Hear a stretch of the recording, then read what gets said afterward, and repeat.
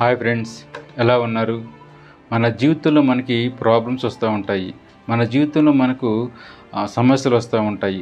మన జీవితంలో మనకు ఛాలెంజెస్ వస్తూ ఉంటాయి. అవి మనకు వచ్చినప్పుడు మనము శారీరకంగాను మానసికంగాను చాలా వీక్ అయిపోతాము. అప్పుడు మనం దేవుని నిందించడం మొదలు పెడతాము, దేవుణ్ణి తిట్టుకోవడం మొదలు పెడతా ఉంటాము. ఎప్పుడైతే మనం అలా దేవుణ్ణి తిట్టుకోవడం మొదలు పెడతామో మన జీవితంలో ఏది కూడా విజయం సాధించలేవు.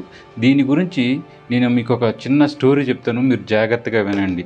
స్టోరీని మీరు ఎక్కడ కూడా స్కిప్ చేయకుండా స్టార్టింగ్ నుంచి ఎండింగ్ వరకు చూడండి. ఒక ఊర్లో ఒక ప్రసిద్ధి అంటే ఒక గొప్ప డాక్టర్ ఉంటాడు. ఆ డాక్టర్ ఎప్పుడు కూడా ఏదో ఒక మెడికల్పై రీసెర్చ్ చేస్తూ ఉంటాడు. అలా మెడికల్ రీసెర్చ్ చేస్తూ కొన్ని అవార్డులు కూడా తీసుకున్నాడు. ఈసారి డాక్టర్లు అందరూ కలిపి ఒక గొప్ప అవార్డు ఇవ్వాలని చెప్పేసి మెడికల్ కాన్ఫరెన్స్ పెడతారు. మెడికల్ కాన్ఫరెన్స్ పెట్టి ఆ డాక్టర్ని ఇన్వైట్ చేస్తారు. ఎప్పుడైతే ఆ డాక్టర్కి ఈ విషయం చెప్తారో ఆ డాక్టరు చాలా ఆనందంతో గంతులు వేస్తూ నాకు మళ్ళీ అవార్డు వస్తుంది అని చెప్పేసి చాలా హ్యాపీగా ఫీల్ అవుతాడు. ఒక ఫ్లైట్ టికెట్ బుక్ చేసుకుంటాడు ఫలానా డేట్న. ఆ డేట్ వచ్చినప్పుడు ఫ్లైట్ ఎక్కి కూర్చొని హ్యాపీగా ఆనందంతో చాలా హ్యాపీగా జర్నీ చేస్తూ ఉంటాడు ఆ ఫ్లైట్లో. కొంత సమయం అయిన తర్వాత, కొంత దూరం వెళ్ళిన తర్వాత ఆ ఫ్లైట్లో ఒక అనౌన్స్మెంట్ వస్తుంది. ఫ్లైట్ ఇంజిన్లో ప్రాబ్లం ఉండటం వల్ల దగ్గరలో ఉన్న ఎయిర్పోర్ట్లో ఎమర్జెన్సీ ల్యాండింగ్ చేస్తున్నాము అని. ఎప్పుడైతే ఆ అనౌన్స్మెంట్ ఈ డాక్టర్ విన్నాడో వెంటనే కోపంతో దేవుని తిట్టుకోవడం మొదలుపెట్టాడు, దేవుని నిందించడం మొదలుపెట్టాడు. ఎందుకంటే తను వెళ్ళవలసిన మెడికల్ కాన్ఫరెన్స్కి సమయానికి వెళ్ళలేనేమోనని, తనకు రావాల్సిన అవార్డు అతనికి రాదేమోనని భయంతో, కోపంతో దేవుని నిందించడం మొదలు పెడతా ఉంటాడు. ఆ ఫ్లైట్ కొంత సమయం తర్వాత దగ్గరలో ఉన్న ఎయిర్పోర్ట్లో ఎమర్జెన్సీ ల్యాండింగ్ అయింది. త్వరగా ఆ డాక్టర్ దిగొచ్చి దగ్గరలో ఉన్న ఒక హెల్ప్ డెస్క్ దగ్గరికి వచ్చి, నేను త్వరగా పలానా సిటీ వెళ్ళాలి, నాకు నెక్స్ట్ ఫ్లైట్ ఎన్ని గంటలకు ఉంది అని అక్కడ అడిగితే వాళ్ళు చెప్తారు, రేపటి వరకు ఎలాంటి ఫ్లైట్ లేదు. ఒకవేళ నువ్వు కనుక త్వరగా వెళ్ళాలి అని అనుకుంటే బయటకు వెళ్ళి కారు రెంట్కి తీసుకొని వెళ్ళండి, మ్యాక్సిమం అయితే ఒక 4-5 అవర్స్లో మీరు రీచ్ అయిపోతారు అని చెప్తారు. వెంటనే ఆ డాక్టర్ ఆ సలహా విని బయటికి వెళ్ళి కారు రెంట్కి తీసుకొని డ్రైవర్ని తీసుకొని జర్నీ స్టార్ట్ చేస్తాడు. ఎప్పుడైతే తన ప్రయాణాన్ని మొదలు పెడతాడో అప్పుడు వాతావరణం అంతా మారిపోతుంది. గాలి, వాన, మెరుపులు, చీకటి. సో ఎలా ఉందంటే తను వెళ్ళే మార్గం కూడా సరిగ్గా కనిపించట్లేదు అనమాట. అలా దానిలో అదే వేలో ప్రయాణం చేస్తూ ఉన్నాడు. కొంత దూరం వెళ్ళిన తర్వాత ఆ డాక్టర్కి అర్థమైపోతుంది, ఏమనంటే నేను వెళ్ళవలసిన దారి కరెక్ట్ కాదు, నేను ఆల్రెడీ రాంగ్ రూట్లోకి వచ్చేసానని చెప్పేసి. ఆ కోపంతో డ్రైవర్ని తాను దేవుని తిట్టుకుంటూ కొంత సమయం అక్కడే ఉంటాడు. దగ్గరలో ఏమైనా ఉన్నాయేమని చెప్పేసి అటు ఇటు వెతకటం మొదలు పెడతాడు. కొంచెం దూరంలో ఒక ఇల్లు కనిపిస్తుంది. ఆ డాక్టరు త్వరగా ఆ ఇంటి దగ్గరికి వెళ్ళి అక్కడ డోర్ కొడతాడు. అక్కడ నుండి ఒక తల్లి వచ్చి డోరు తీస్తుంది. తనకు జరిగినదంతా ఆ తల్లికి డాక్టర్ చెప్తూ, అమ్మ నేను అర్జెంటుగా ఒక ఫోన్ చేసుకోవాలి, నీ దగ్గర ఏదైనా ఫోన్ ఉంటే నాకు ఇవ్వరా అని అడుగుతాడు ఆ తల్లిని. ఆ తల్లి అంటది, బాబు నా దగ్గర ఎలాంటి ఫోన్ లేదు, ఎలాంటి మొబైల్ లేదు, పైగా ఇక్కడ కరెంటు కూడా లేదు. సో ఈ విషయంలో నేను నీకు ఎలాంటి సహాయం చేయలేను, కానీ నువ్వు చూడటానికి చాలా ఆకలితో ఉన్నావు, నువ్వు దయచేసి ఇంట్లోకి రావని ఇంట్లోకి తీసుకెళ్ళి అతనికి స్నాక్స్, టీ ఇస్తుంది. స్నాక్స్, టీ ఇచ్చి ఆ తల్లి వెళ్ళి ఒక కుర్చీలో కూర్చొని ప్రార్థన చేస్తూ ఉంటుంది. ఈ డాక్టర్ స్నాక్స్, టీ తాగుతూ ఆ తల్లిని బాగా డీప్గా అబ్జర్వ్ చేస్తూ ఉంటారు. ఈ తల్లికి ఏదో కావాలి, ఏదో ప్రాబ్లంలో ఉంది, నా వల్ల సహాయం అయినంత వరకు నేను ఈ తల్లికి సహాయం చేయాలని చెప్పేసి నిర్ణయించుకుంటాడు.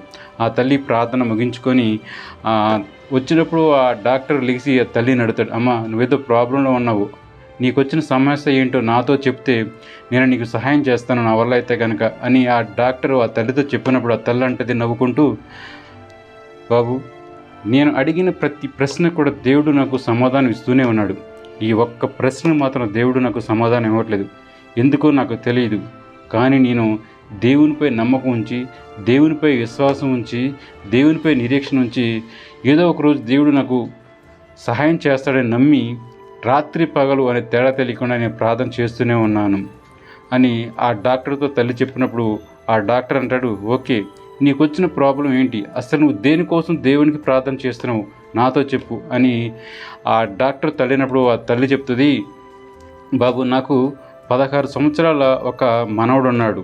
ఆ ఆ మనవడికి నేనే ప్రపంచం, నాకు ఆ మనవడే ప్రపంచం. అతనికి ఒక భయంకరమైన క్యాన్సర్ వ్యాధి వచ్చింది. నేను చాలామంది డాక్టర్ దగ్గరికి తీసుకెళ్ళి చూపించాను.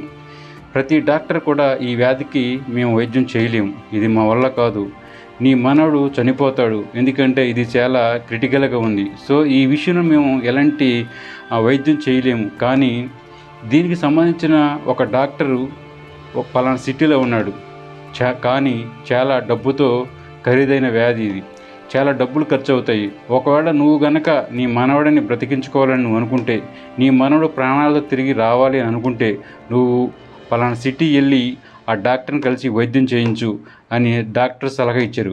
అప్పటి నుండి కూడా నాకు సహాయం ఎవరు చేస్తారు, అంత డబ్బు నాకు ఎవరిస్తారు, ఎవరూ లేరు, నేను అంత ధనికురాలని కాదు, నేను చాలా పేద స్థితిలో ఉన్నాను, నాకు సహాయం ఎవరు చేస్తారు, దేవుడు తప్ప నాకు ఎవరు సహాయం చేయరు అని చెప్పేసి నేను రాత్రి పగలని తేడా తెలియకుండా దేవునికి ప్రార్థన చేస్తూ ఉన్నాను అని ఆ తల్లి ఆ డాక్టర్తో చెప్పినప్పుడు, ఆ డాక్టర్ ఫస్ట్లో చాలా ఎమోషనల్గా ఫీల్ అవుతాడు, తర్వాత హ్యాపీగా ఫీల్ అవుతాడు, తనకు తాను ఎంతో సంతృప్తి కలుగుతుంది.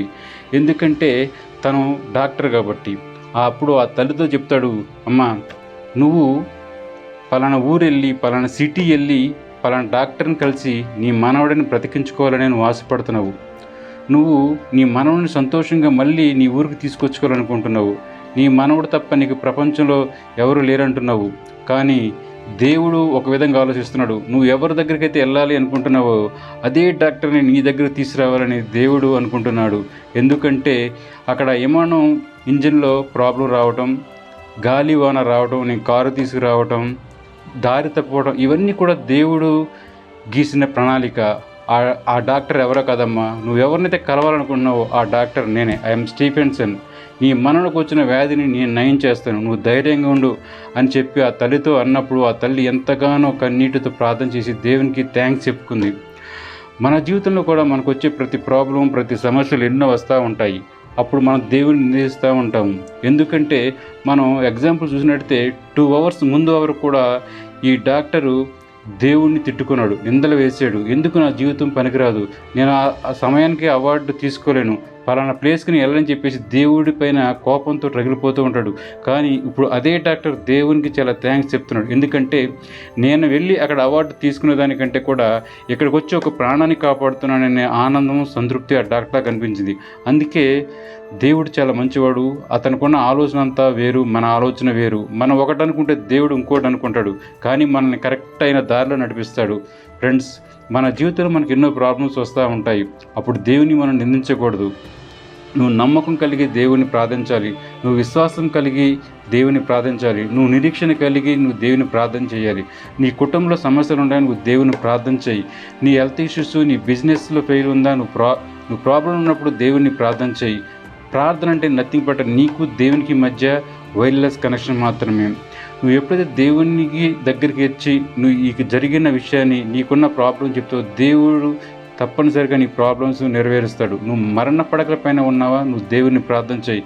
నువ్వు ఫెయిల్యూర్లో ఉన్నావా, నువ్వు ప్రార్థన చేయి. నువ్వు ఆర్థికపరమైన ప్రాబ్లంలో ఉన్నావా, నువ్వు ప్రార్థన చేయి.